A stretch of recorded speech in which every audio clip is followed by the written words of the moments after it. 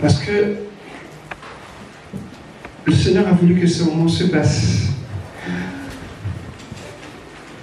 Quand nous étions en train d'adorer, et le Seigneur m'a montré comment il fallait faire. En fait, le modérateur a ouvert la porte. Alléluia. Amen. Et c'était important.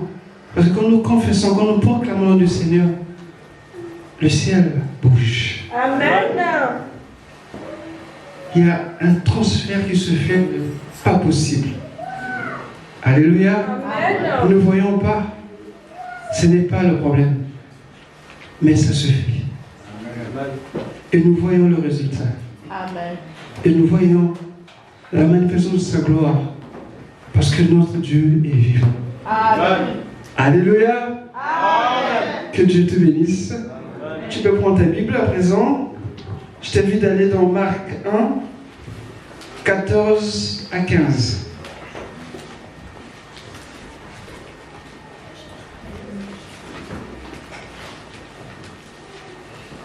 Marc 1, 14 à 15.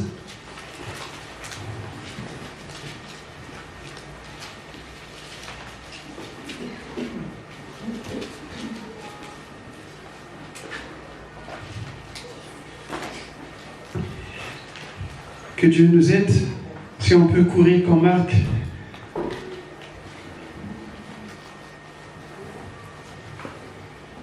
« 14 à 15, verset 14 dit, « Après que Jean eut été livré, Jésus alla dans la Galilée, prêchant l'évangile de Dieu. » Et le verset 15,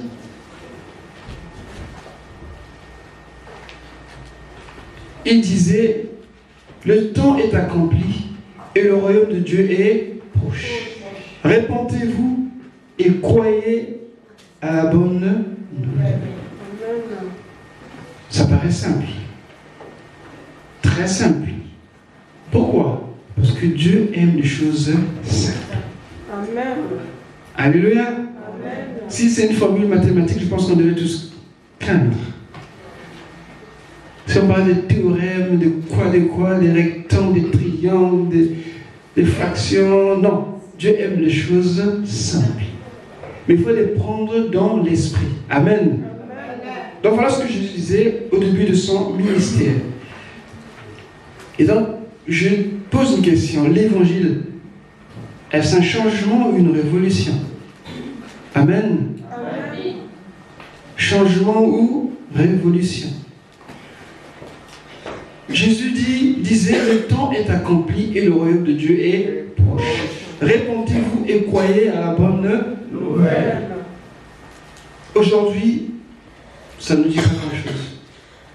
Mais quelques siècles en arrière, c'était comme une bombe. C'était comme une bombe. Parce que jamais personne n'avait parlé comme Jésus, annoncer le royaume de Dieu. Ils attendaient un royaume, le royaume d'Israël. Ils étaient en attente d'un événement. Ils se préparaient pour cela, parce qu'ils lisaient les prophètes. Et ils attendaient l'avènement d'un royaume.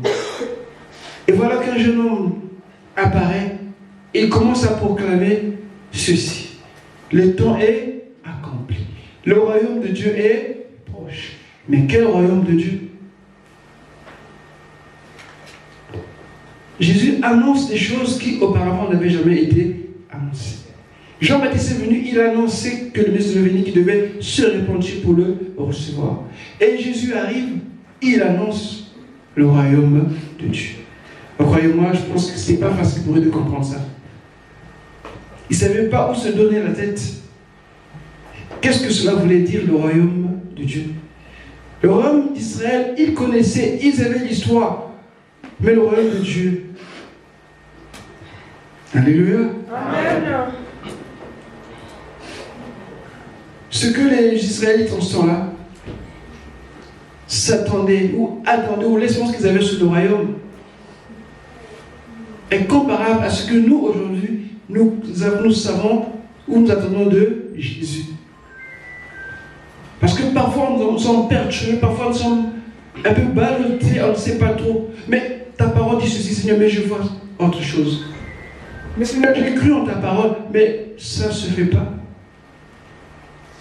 J'attends ceci, mais il y a autre chose qui vient à la place.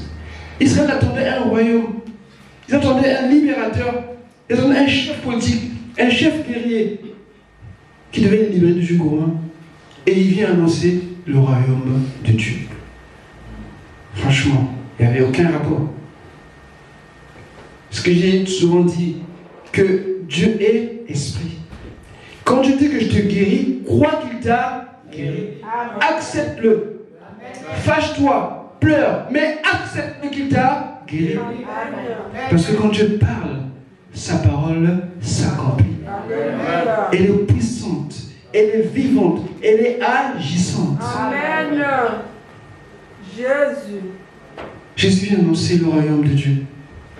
Alors que les gens souffraient, les gens attendaient. Est-ce qu'ils sont trompés? Est-ce que c'est bien cela? La parole de Dieu, parfois bien aimée, nous étonne. C'est pour ça que c'est la parole de Dieu. Amen. Changement ou révolution. Et quand nous voyons cela, le temps est accompli. Ici, le temps, ce n'est pas le même que le nôtre. Le nôtre, c'est le temps chronos. Nos montres, nos années, nos semaines, nos mois, par rapport à ce temps. Le temps humain. Mais ici, ce temps, le grec l'appelle kéros. Le temps où Dieu intervient dans le temps des hommes. Temps plus temps. Alléluia. Amen. Nous avons le maître des temps et des circonstances. Amen. Dieu influence notre temps. Il s'impose. Il impose son temps à lui dans notre temps à nous. Amen. Parce qu'il est Dieu. Amen. Rappelez-vous, la vérité vient de Dieu. Nous sommes dans la réalité, mais Dieu est dans la vérité. Amen. Le temps est proche. Le temps de Dieu est proche. Et ce temps ne s'est pas arrêté là, jusque nous sommes dans le temps de Dieu. Amen. Le royaume de Dieu, quel royaume? Ils avaient entendu parler du royaume d'Israël, la gloire de David, la gloire de Salomon, le roi et tous les autres rois. Ils savaient. Ils avaient le temple comme mariage. Mais le royaume de Dieu, l'idée, qu'est-ce que c'est le royaume de Dieu? À quoi il ressemble? Qu'est-ce que ça veut dire? Ils n'avaient aucune idée. Mais on leur dit, il est proche. Alléluia. Amen. Attendez. Il y a une réalité qui est là. Et tu me dis autre chose que ce que j'attends. Non, ça ne va pas. Ça ne va pas. Le chrétien chevauche deux mondes, spirituel et terrestre. Amen. Est-ce que nous sommes? Notre esprit connaît quelque chose de Dieu, mais notre corps est sur la terre. Dieu nous parle, l'esprit capte, mais la réalité de la vie ou du monde est autre chose. Et on est perdu. Alors toi, tu n'es pas perdu. Alléluia. Amen. Amen. Amen. Amen. Amen. Amen. Jésus a annoncé un royaume spirituel à un peuple qui attend l'avènement d'un royaume terrestre. Bien-aimés, aujourd'hui, ces choses n'ont pas beaucoup changé. Non.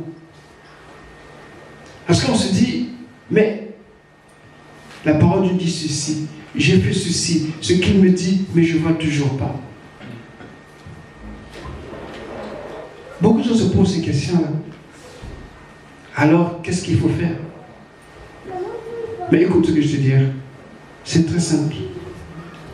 Dieu demande un changement. Dieu ne demande pas une révolution. La révolution, c'est plus ou moins dans la révolte, dans la désobéissance. C'est un acte violent.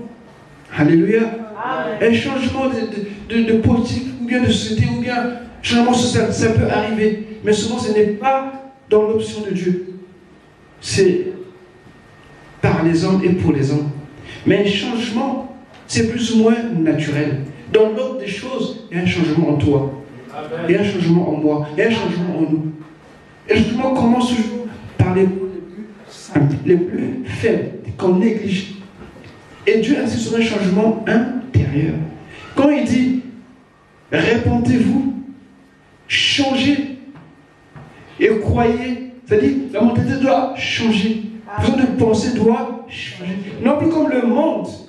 Aujourd'hui, nous sommes tous complètement biberonnés à ce que le monde nous offre. On a du mal à revenir aux choses de Dieu. Et on veut comprendre les choses de Dieu par rapport aux choses du monde. Bien aimé, il n'en est pas question. Amen. Et c'est pour ça que Dieu impose sa façon de voir. Oui, Dieu ne changera pas sa façon d'agir, mais c'est à nous de changer. Amen. Le royaume de Dieu était venu, mais Israël avait besoin d'un changement de cœur. Et il devait changer et croire. C'est-à-dire, quand tu changes, c'est comme un terrain qu'on laboure, il est prêt à être ensemencé. Amen. Et croire, c'est accepter Jésus, accepter ce qu'il est, ou ce qu'il va faire, ou ce qu'il a fait. Amen. Mais dans ta mentalité terrestre, tu ne peux pas l'accepter. Parce que notre logique n'accepte pas cela. Mais Dieu l'accepte. C'est pour ça que la réimportance commence au niveau de la conscience. Parce que la conscience est le trait entre l'esprit et l'âme. Nous connaissons le bien et le mal. Quand on a la parole de Dieu, la conscience nous rend témoignage que ceci est bien, ceci est mal. Et parfois, notre âme discute, refuse, se rebelle, mais finit par imposer. Parce que quand la conscience réalise, elle impose à la raison. Nous acceptons Jésus par raison. Alléluia. Amen. La raison, c'est pas une mauvaise chose. Parce que sans raison, on ne peut pas vivre. Parce que la logique que l'Esprit nous met, c'est que Jésus est mort à la croix pour nous. Il y a une relation.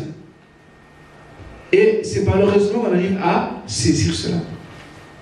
Et quand nous comprenons cela, l'Esprit dit, tu as vu, accepte Jésus pour que tu sois sauvé. Amen.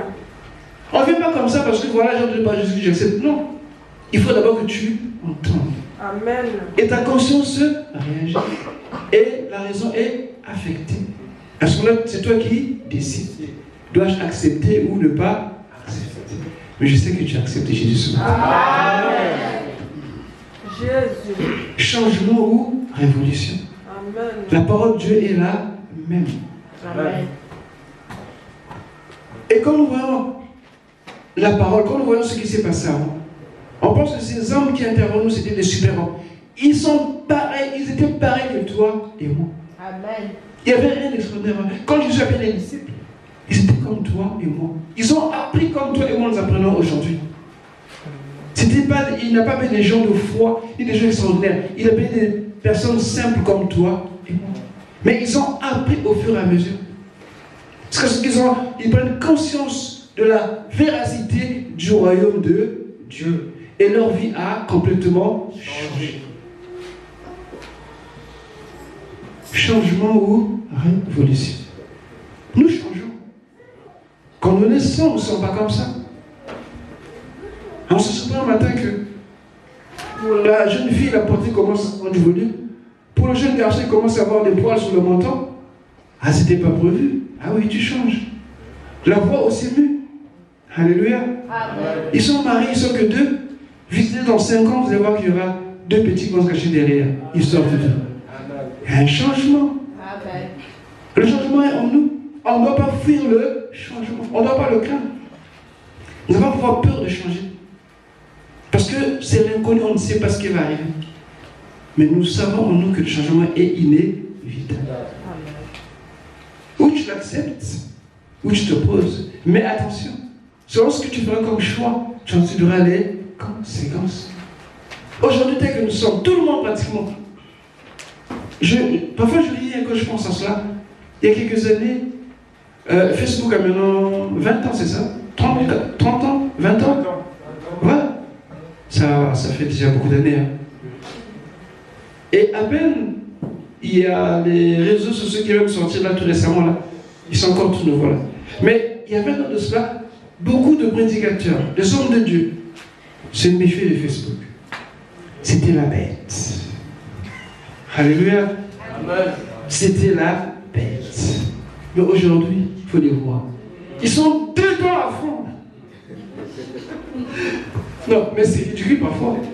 Mais c'est ça le problème. C'est que même si ça fait peur, ça fait mal, c'est le changement. Accepte ton changement, mais toi, sois sage. Sois sage dans cela. Tu ne vas pas arrêter le monde d'évoluer, ce n'est pas possible. Facebook devait arriver, c'est arrivé. Et tous les autres. Il y a d'autres qui vont venir qu'on ne connaît pas. Ça doit arriver, ça va arriver. Mais soyons sages. Soyons intelligents. Quand tu vas t'opposer, tu risques de subir. C'est pareil aussi avec la parole de Dieu. Juste en passant, regardez Luc 19, le verset 11. Luc 19, le verset 11.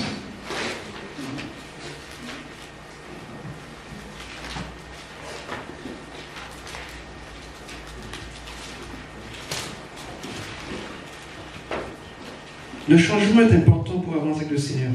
Nous devons changer, bien aimés. Luc 19, verset 11, merci. Ils écoutaient ces choses. Et Jésus ajouta une parabole, parce qu'il était près de Jérusalem et qu'on croyait qu'à l'instant, le royaume de Dieu allait paraître. Quelle illusion! Je ne dois pas du royaume de Dieu. Il leur expliqué comment y accéder. Mais eux, ils étaient figés sur la réalité physique. Ils n'ont pas voulu se mettre en cause. Jésus a vu le nom. Il leur a proposé une parabole des vignerons. D'un certain monsieur qui va partir longtemps, qui va revenir à penser, pour leur dire que ce n'est pas maintenant, ça se fera, mais pas maintenant. Parce qu'ils étaient durs de cœur et d'âme. Avant, ils pensent que ça doit se faire comme nous, on croit. Non, mais Dieu n'agit pas comme toi tu l'entends, comme toi tu le veux. Il agit comme lui-même, il le veut. Et selon ses plans. Et ses plans n'échouent jamais. Amen. Et ici, nous voyons que le peuple, je disais que tantôt, il attendait un royaume. Mais quel royaume? C'est vraiment un royaume terrestre qu'ils attendaient.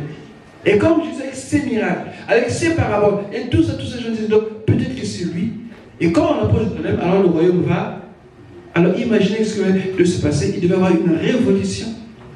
Et un soulèvement populaire contre les Romains. Et il devait y avoir un bain de sang. Mais Jésus n'était pas venu pour ça. Il était venu pour donner sa vie. Amen. Parce que le royaume de Dieu, pour accéder, il faut croire en Jésus. C'est la porte du royaume. Et c'est un royaume qui est spirituel, qui commence dans les cœurs. Le point central, le point clé de tout changement. Toute transformation commence dans le cœur. Il ne s'agit pas d'un organe, mais il s'agit de la profondeur de l'être tout entier. C'est ça ce que ça veut dire. Que l'accès au royaume commence à l'intérieur. Un changement, la manière de penser, la manière de prendre les choses, la compréhension. Et ça commence là. Est-ce que Jésus dit, croyez en moi, parce que je vais mourir à la croix, je donne ma vie pour vous. Et quand vous croirez en moi, vous aurez le pardon de vos péchés, et l'accès du royaume sera favorable. Et il a manifesté par juste les manifestations. Les guérisons viennent du royaume. Alléluia. Amen. Les guérisons viennent du royaume. Les miracles viennent du royaume. Pour montrer que le royaume est vrai. Amen. Il fallait des signes. Amen. Mais le peuple, tellement qu'il voulait voir les choses d'une manière matérielle, terrestre, il ne comprenait pas. Et alors, c'est peut-être des gens qui disent que après cette semaine, crucifiez-le, crucifiez-le, crucifiez-le. Et comme toi, tu te décourages, je prie à l'église, il ne se passe jamais rien. Chaque fois que j'y vais, je vais prendre un petit repos. Et après le repos, ça peut être une grève. Et après, tu disparais. On va écrire un titre. Mort ou vif, je ne sais pas, mais on va quand même te chercher. Amen. Amen. Parce que je n'ai pas compris que pour vivre la parole de Dieu, il faut que toi, tu acceptes le changement. Amen. Tu réalises que tu as aussi un être en toi qui est spirituel. Là, tu t'occupes de celui qui est physique ou charnel, tu t'occupes de celui qui est spirituel.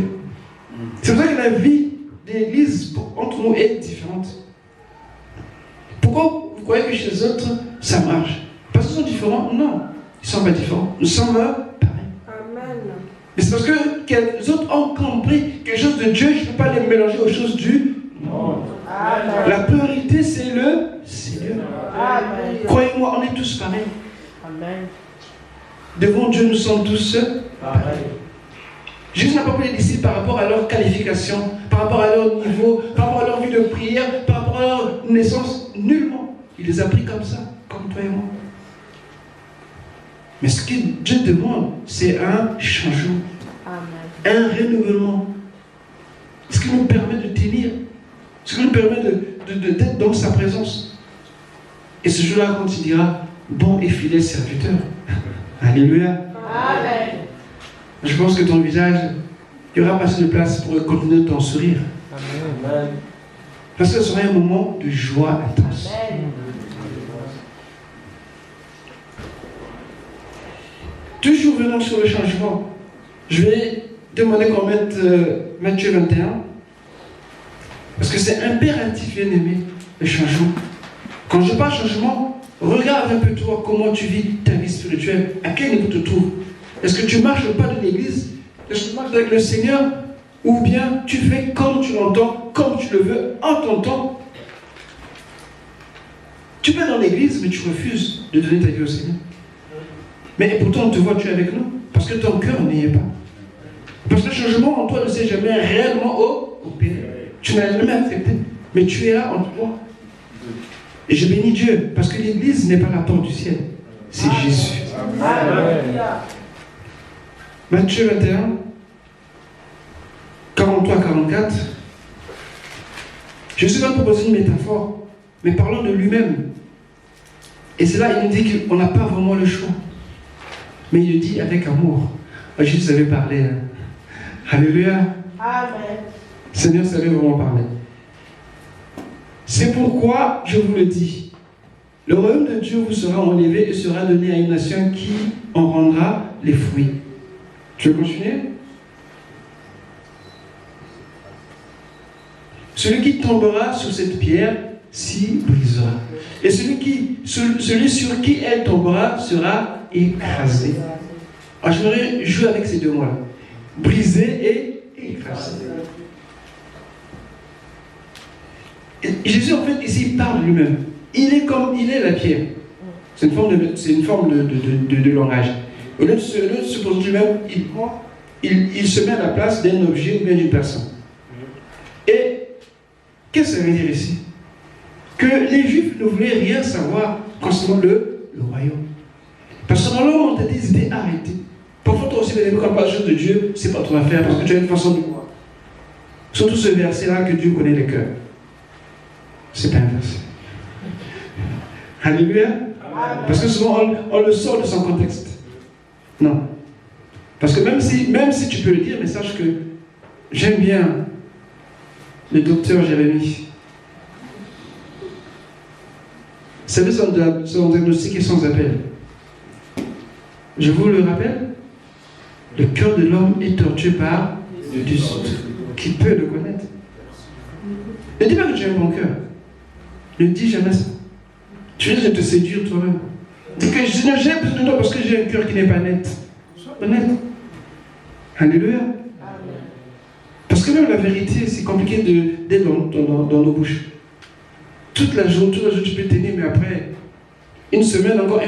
Donc, il y a des choses qu'on va dire comme ça. Dieu connaît mon cœur, Dieu connaît mon cœur, oui. Parce qu'il est torturé ton cœur. Parce que tu penses qu'en disant ça que ton cœur est bien? Mais non. Alléluia. Amen. Donc, eux, ils ne voulaient pas changer. Ils avaient peur, je ne sais pas. Mais ils voulaient parce qu'ils étaient restés dans leur façon de voir les choses. Et je te dis déjà, toi qui es là, que évite d'avoir des principes dans la vie. Les gens qui sont bourrés de principes dans la vie. Moi, ça, je ne peux jamais. Moi, qu'est-ce que tu en sais? Vous savez, jeudi dernier, on a parlé du bon samaritain ou du samaritain. Parce que les Lévites et les sacrificateurs, ils avaient des principes que nous, on ne peut pas toucher ce qui est impur.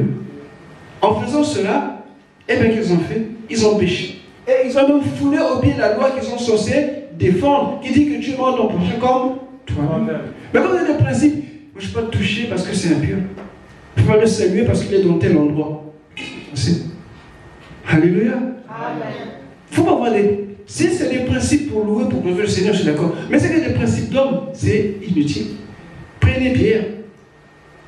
Pierre étant un bon juif qui connaissait la loi, du moins, et quand Dieu donne la vision de cette nappe du ciel, Dieu dit, tue et mange. Pierre dit, non, Seigneur, non, jamais. J'ai jamais rien mangé de pur. Tu sais, moi, tue et mange. Alléluia. Amen. Mais lui, il voyait ça d'une manière littérale. Mais Dieu lui parlait par l'esprit, à son esprit, qu'il comprenne que Dieu sont avant tout spirituels. Donc, quand on a beaucoup de principes, ça, c'est comme un front, c'est comme un mur. Ça nous empêche d'accéder à la vérité, à la parole de Dieu. Amen. Et nous tombons parfois dans ce piège parce qu'on pense que ces principes nous protègent. Mais non, ça nous affaiblit. Parce que Dieu veut faire des choses qui dépassent notre entendement. Et quand on a bourré de principes, on est plus intéressant. Soyons comme le roseau. Il plie sous les vents, mais il ne rampe pas. Et ici, on nous parle d'être brisé ou d'être écrasé. En d'autres mots, c'est que quand tu te poses, ça va mal te terminer. Le changement est là. Prépare-toi. Amen. Si tu es brisé par la bière, en fait, je prends le sens biblique du mot brisé. Ça parle de quoi? Je sais que vous le savez, de l'humilité. Alléluia. Amen. Venir à Jésus avec humilité. Tu oublies ce que tu es, ce que tu as. Tu reconnais que tu es pécheur. Tu as besoin de son pardon. Tu as besoin de son sacrifice. Tu as besoin de Jésus en totalité. Jésus va te relever. Amen. Tu te brises toi-même. Tu t'humilies en fait. Alléluia. Amen. Quand tu viens parler de diplôme, de connaissances, ou bien d'autres choses, mais ça ne passe pas. Le royaume des cieux commence par le brisement. Accepter ton état, reconnaître ce que tu es et demander pardon. Vous savez que la vision que Ézéchiel, je crois, avait eue sur le fleuve, qui montait, il a dit que ça commençait par les chevilles et ça montait au fur et à mesure. Nous commençons à la croix. La croix, c'est l'humilité. Au fur et à mesure, nous montons de gloire en la révélation grandit. Et ceux qui n'acceptent pas, cette pierre va les écraser. Ça parle du jugement. Sans sommation, sans appel. Le jugement sera implacable pour ceux qui refusent. C'est comme c'est que aujourd'hui, les gens n'iront pas en enfer à cause du péché, mais à cause de leur refus de recevoir Jésus, de croire en Jésus. Et là, la sanction sera sans appel. Et c'est là qu'ils seront écrasés. Donc, de deux côtés, ça dépend de quelle manière tu t'avances de cette pierre. Ou tu acceptes qu'elle te brise, mais elle va te reconstruire, elle va te restaurer. Ou tu t'opposes, elle va t'écraser. C'est un peu sévère, mais c'est la vérité. Alléluia. Le monde, aujourd'hui, jusqu'à le temps qui rose, il n'y a que ces deux aspects. Ou tu te brises, ou elle te brise, ou elle t'écrase. C'est-à-dire, quand tu vas, quand tu te frottes la vérité évangélique, la vérité biblique de Jésus, tu vas te briser. Qui que tu sois en hauteur, tu vas être tout petit. Tu vas reconnaître que Jésus est Seigneur. Ça veut dire que tout genou fléchira devant moi. Tout on confessera que Jésus est Seigneur. Amen. Maintenant, si toi tu es comme ça, eh bien, cette pierre-là sera une haute montagne qui va te écraser au son passage. Et tu n'échapperas pas. Amen. Amen. Donc, inutile de craindre, bien aimé, le changement, mais tu dois te préparer. Ce n'est pas une option. Le changement, c'est une obligation. Amen. Amen. C'est que nous avons en nous le changement. Quelqu'un est prêt à changer? Amen. Quelqu'un est prêt à changer? Amen. Un jour, dans un grand meeting, les gens étaient là, ils attendaient, leur leader est arrivé. Ils étaient tout chauds, tout contents. On veut le changement, on veut le changement. On en a assez. Et quand on parle comme ça, on veut changer les choses, les personnes, les structures, tout. On est tous motivés. Et il est arrivé. Il dit bien, qui est pour le changement? D'accord. Qui veut changer? Ah ben, et on se regarde. Qui veut changer réellement? On se regarde. Alléluia. Parce qu'on aime voir le changement chez les autres. Mais sur soi-même, ah non. Moi, je suis tel que je suis, ça me va. C'est toi qui dois changer. Avec Dieu, c'est pas ça. Dieu dit de changer. Répondez-vous. Change de mentalité. Amen. Ce n'est pas que le salut, mais ça va au-delà parce que le royaume de Dieu bien-aimé, c'est plus que l'Église. C'est plus que le salut. C'est la puissance de Dieu qui se révèle dans sa création, dans toute sa création. L'Église n'est qu'une partie du royaume de Dieu. Et pour y accéder, nous avons le salut. On ne peut même pas l'imaginer, le royaume de Dieu. On ne peut même pas l'imaginer. Jésus, à partir de son temps, a donné des paraboles pour leur dire à peu près à quoi ressemble le royaume de Dieu. Dans le fonctionnement, dans la réalisation. Ça n'a rien à voir avec nos gouvernements. Ça n'a rien à voir avec nos États. Ça n'a rien à voir. Pas du tout.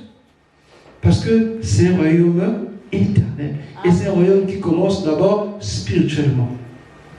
Est-ce que quelqu'un est prêt? Amen. Alléluia. Amen. Alléluia. Amen. Qui aime Jésus? Amen.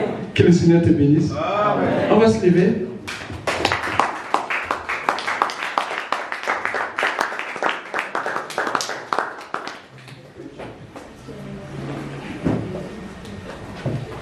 Si tu m'as suivi, bien-aimé, et que tu n'as jamais reçu Jésus comme Seigneur et Sauveur, je pense que ceci te concerne. Tu as longtemps douté, hésité, mais je pense que le message a été clair. Le Seigneur t'a amené ici pour que tu écoutes et que tu ouvres ton cœur. Que tu ne résistes pas. Ce n'est pas une menace, je t'assure. C'est l'amour de Dieu. C'est parce qu'il t'aime qu'il a donné sa vie pour toi. C'est parce qu'il t'aime qu'il est parti à la croix. Parce qu'il t'aime qu'il t'a pardonné toutes tes offenses avant même que tu ne le connaisses. Mais aujourd'hui, il te demande tout simplement d'ouvrir ton cœur et de le recevoir pour que tu rentres dans l'accomplissement. Parce qu'il y a encore beaucoup de place dans le royaume de Dieu. Il y a beaucoup de place. Et tu as une place spéciale dans le royaume de Dieu. Nous avons nos yeux fermés. Pendant que nous prions en rendant grâce au Seigneur pour cette parole, et je vais t'inviter, tel qu'il n'a pas Jésus-Christ en tant que Sauveur et Seigneur,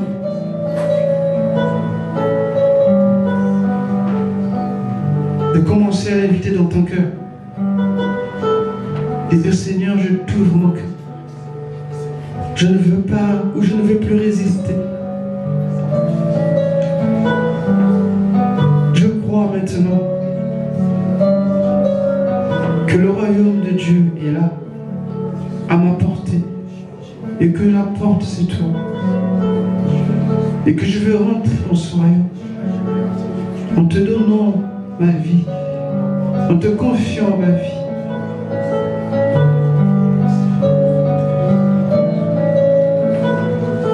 Pendant que tu parles au Seigneur, pendant que tu fais cette invitation, déjà te dire que le Seigneur est là, que le Seigneur entend parfaitement.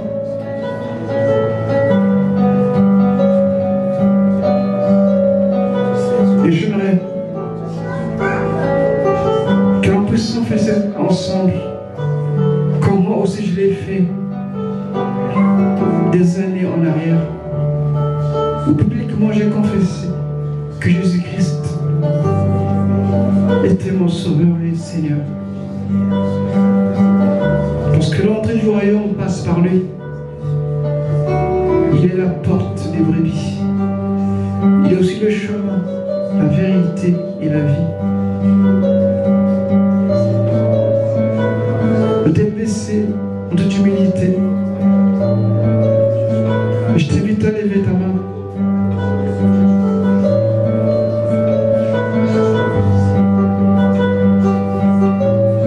Cette main qui a décidé d'accepter Cette main qui a décidé de suivre Jésus.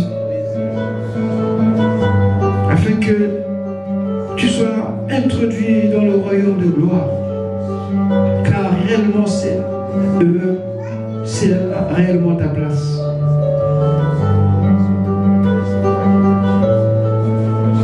Alléluia. Et merci de lever. J'ai demandé à l'ancienne petite s'avancer. Nous allons prier avec elle tout simplement.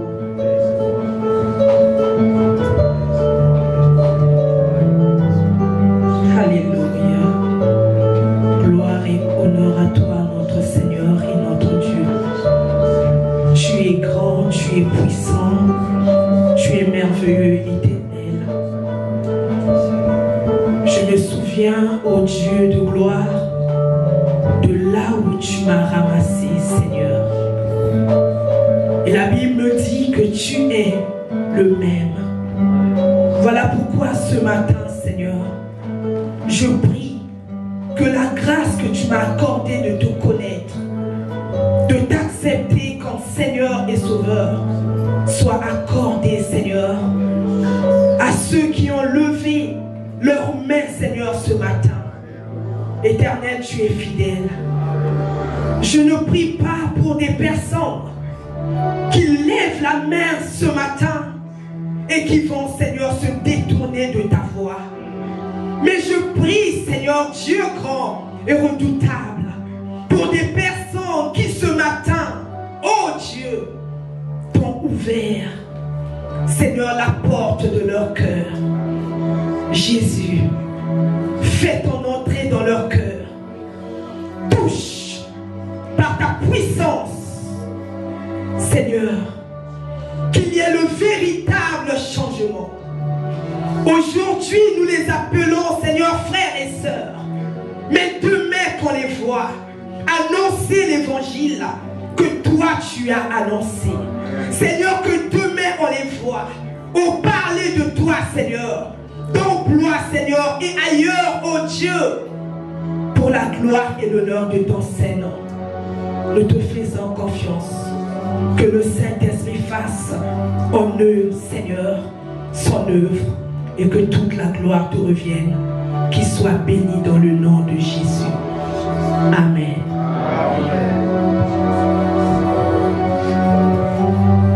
Amen. Est-ce que tu es là? Amen. Que le Seigneur te bénisse. Bonsoir.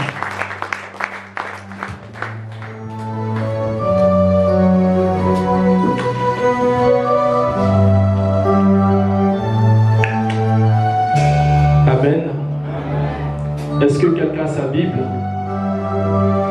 On va aller dans Proverbe 3, le verset 9. Frère Nathan, tu peux nous mettre Proverbe 3, le verset 9.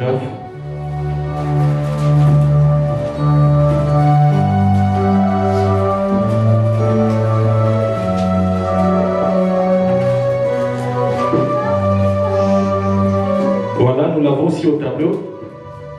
Proverbe 3, le verset 9, que tu dis: honore l'Éternel avec tes biens, avec les prémices de ton revenu. Qui croit que toute sa vie appartient à Dieu? Amen. Qui croit que toute sa vie réellement appartient à Dieu? Amen. Ça veut dire, si toute ta vie tu crois que ça appartient à Dieu, ça veut dire aussi tes biens, tes enfants, tout ce que tu as appartient à Dieu. Amen. Les prémices, c'est tout ce que tu as aussi à côté ou que tu montes comme business. Tout ce que Dieu t'a donné dans la totalité, ça veut dire appartient aussi à Dieu. Alors, en cela, maintenant que tu as lu le verset de toi-même, est-ce que nous pouvons apporter nos offrandes, nos dîmes et nos actions de grâce? Amen. Est-ce que le groupe de louange peut nous conduire? Bien-aimé, si tu es élevé là où tu es, bien-aimé, on va donner leur la joie. Même pour toi qui n'as pas porté, tu vas louer ton Dieu. Alléluia. Alléluia. Alléluia. Est-ce que tu peux te lever, on va acclamer le roi des rois?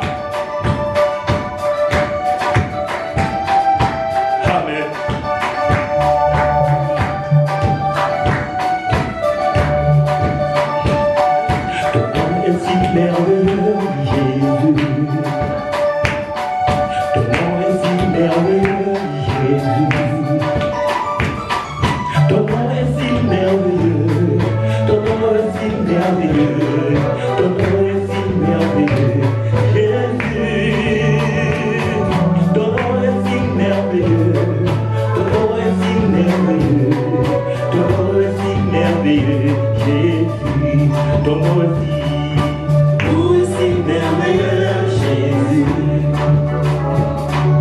Ton nom est si merveilleux, Jésus.